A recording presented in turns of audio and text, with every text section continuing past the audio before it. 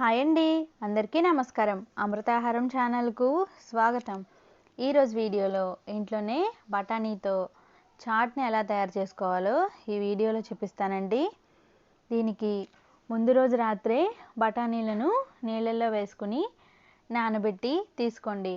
ఇలా బాగా నానిన బఠానీలను శుభ్రంగా కడిగి కుక్కర్లోకి తీసుకుని దీనిలోనే ఒక మీడియం సైజ్ బంగాళదుంపని కూడా ముక్కలుగా కట్ చేసుకుని ఇవి మునిగేంత వరకు నీళ్లు వేసి కుక్కర్ మూత పెట్టి ఒక 5-6 విజిల్స్ రానివ్వండి. ఇలా 5-6 విజిల్స్ వచ్చిన తర్వాత ప్రెషర్ అంతా పోయాక కుక్కర్ మూత తీసి ఈ బఠానీలు మెత్తగా ఉడికాయో లేదో చెక్ చేసుకోండి. ఈ బఠానీలు మెత్తగా ఉడికి ఉండాలండి. ఇలా పట్టుకుంటే మెత్తగా ఉడికిన తర్వాత వీటిని తీసి పక్కన ఉంచండి. ఇప్పుడు బాండీలో నూనెను వేసి వేడయ్యాక కొంచెం జీలకర్ర, 2 బిర్యానీ ఆకులు, సన్నగా తరిగిన ఉల్లిపాయ ముక్కలు వేసి వీటిని ఒకసారి కలిపి దీనిలోనే 1 టేబుల్ స్పూన్ అల్లం వెల్లుల్లి పేస్ట్ని కూడా వేసి ఉల్లిపాయలు గోల్డెన్ బ్రౌన్ కలర్ వచ్చేంత వరకు వేగనివ్వండి. ఇలా వేగిన తర్వాత దీనిలోనే 2 టమాటాలను మెత్తగా గ్రైండ్ చేసుకుని వేసుకోండి.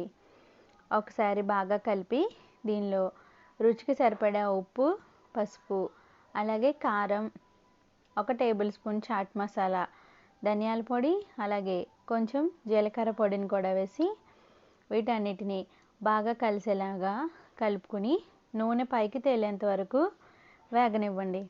ఇలా బాగా వేగిన తర్వాత ఉడికించి ఉంచుకున్న బఠానీల్లోంచి కొన్ని బఠానీలను మిక్సీలో వేసి గ్రైండ్ చేసి తీసుకోండి.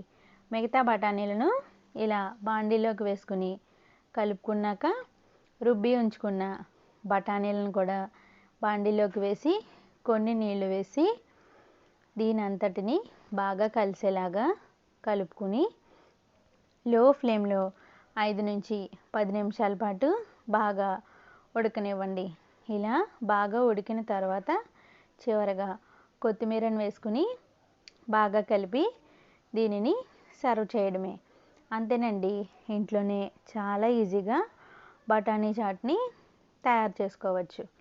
ఇప్పుడు ఒక ప్లేట్లోకి ఈ బఠానీ చాట్ని వేసుకుని అలాగే దీనిలో సన్నగా తరిగిన ఉల్లిపాయ ముక్కలు, అలాగే వేయించుకున్న కార్న్ఫ్లేక్స్ కానీ లేదా బూందీ కానీ, అలాగే నిమ్మరసాన్ని కూడా పిండి దీనిని వేడివేడిగా సర్వ్ చేయండి. వీడియో నచ్చితే లైక్ చేయండి, షేర్ చేయండి, అలాగే అమృతాహారం ఛానల్ని సబ్స్క్రైబ్ చేయండి.